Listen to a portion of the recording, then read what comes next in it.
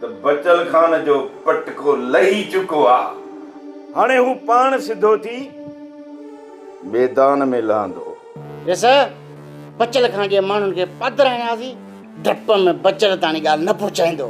त बचल खान खे कीअं ख़बर पवंदी त हुन जे राज जे माण्हूअ खे असां बेस्तो कयो आहे? तव्हां अञा करम खान खे सुञातो ई न आहे। मूं चयो न त बचल खान जो पटको लही चुको आ ऐं झेड़ो शुरू थी चुको आ।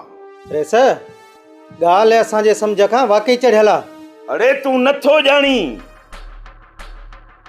पंहिंजो रोज़ हलण बनीअ ते ज़रूरी आ, पर ख़ाली हथे न हलबो, हथियार खणी हलबा, पर हलाइणा कोन्हनि। रेस जहिड़ो हथियारनि खां सवाइ कबो कीअं? हथियार ऐं लठियूं हमेशह तव्हांजे गाॾियुनि में मौजूद हूंदा, पर असांजो माण्हू मरण न घुरिजे। रेस किसे खे ख़तमु कयो, ॾियूं सिधो सो बचल खान खे बूसट। इन बचल खे मारणो कोन्हे, इन बचल जो पंहिंजे ई राज में कंध झुकाइणो आ। जीअं ईंदड़ इलेक्शन में बचल जे राज जो कुत्तो बि सरदार जी मुखालफ़त न करे सघे। रेस इहो ॾातू सॼी ॻाल्हि सम्झी वियो आहे। बचल खान जे राज में डिंगो मुड़ुस सिर्फ़ ॾातू आ, उनखे सटे सोघो कंदुसि, पर महल चवंदी। ठीकु आ, तव्हां हाणे वञो।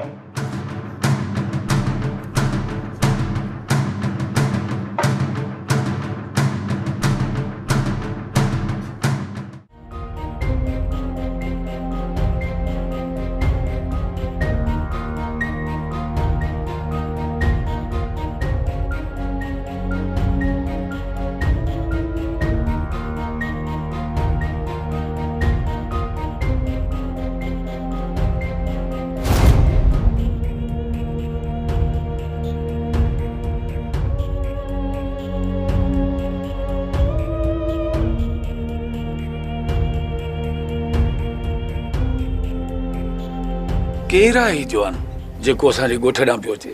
मूंखे त मैं जो वावरो थो लॻे। मैं जो वारो? सो बि अकेलो? पक भुलियो आहियां।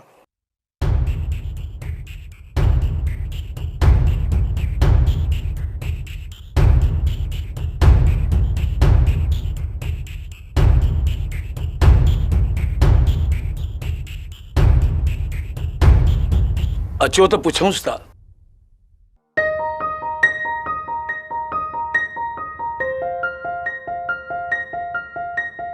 विख जी उछल मां लॻे थो त इहे टई चोर आहिनि, पर पेर ॾिसी पक कयां। अदा केरु जवान आहीं? खाकी आहियां ज़ात जो अदा। कचे जो आहियां या पके जो? कचे जो आहियां अदा। ढंढ जे परियां घरड़ो अथमि, राति ॿकरियूं निकिरी वयूं, उहे वोड़ींदो थो वतां। भाऊ असांजे ॻोठ में तोखे ॿकरी जी ॿेक बि ॿुधण में कान ईंदी। अदा मां तव्हांखे चोर त कोन थो चवां, पर ॿेली जे चोर ॾिठा अथव त मूं मिसकिन खे ॿुधायो। भाऊ मां साखातो थो चवां, न असांजे ॻोठ में ॿकरियूं आहिनि, न वरी असीं चोर ॾिठा आहिनि। बसि अदा बसि, मूंखे पक थी वई।